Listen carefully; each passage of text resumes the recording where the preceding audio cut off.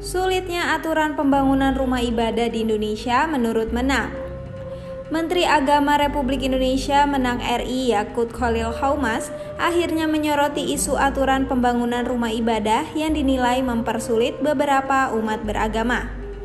Yakut mencontohkan beberapa korban dari aturan yang ia nilai sulit tersebut, yakni sebagai contoh pembangunan Gereja Mawar Sharon GMS di Binjai, Sumatera Utara yang sempat disambut dengan penolakan. Menak dalam raker Komisi 8 DPR RI pada Senin 5 Juni 2023 sontak menelurkan wacana untuk menyederhanakan aturan yang ia nilai mempersulit pembangunan rumah ibadah bagi beberapa pihak itu.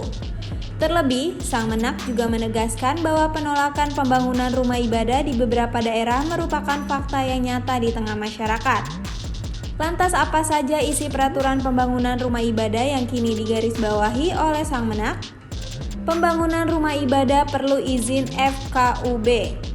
Aturan pembangunan rumah ibadah yang disoroti oleh Yakut tak lain adalah peraturan bersama Menteri Agama dan Menteri Dalam Negeri nomor 9 dan 8 tahun 2006 tentang pedoman pelaksanaan tugas kepala daerah atau wakil kepala daerah dalam pemeliharaan kerukunan umat beragama, pemberdayaan forum kerukunan umat beragama, dan pendirian rumah ibadah.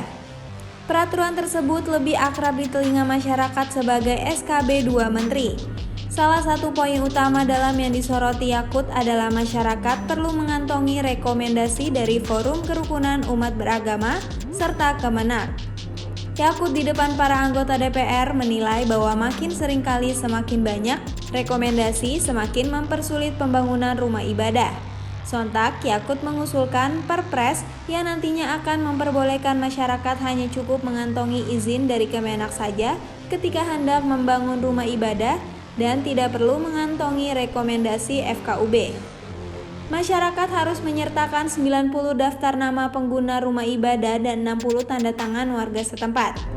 Tak cukup rekomendasi FKUB, aturan pembangunan rumah ibadah yang sekarang mengharuskan masyarakat untuk menyertakan 90 daftar nama jemaat atau pengguna rumah ibadah yang hendak dibangun. Masyarakat juga dituntut mengumpulkan 60 tanda tangan dari warga setempat di lokasi pembangunan rumah ibadah. Rekomendasi, musyawarah, hingga sengketa. Aturan lain yang tak luput dari sorotan Yakut adalah peran Kepala Kantor Kemenak Kabupaten Kota dan FKUB Kabupaten Kota yang memberikan rekomendasi tertulis.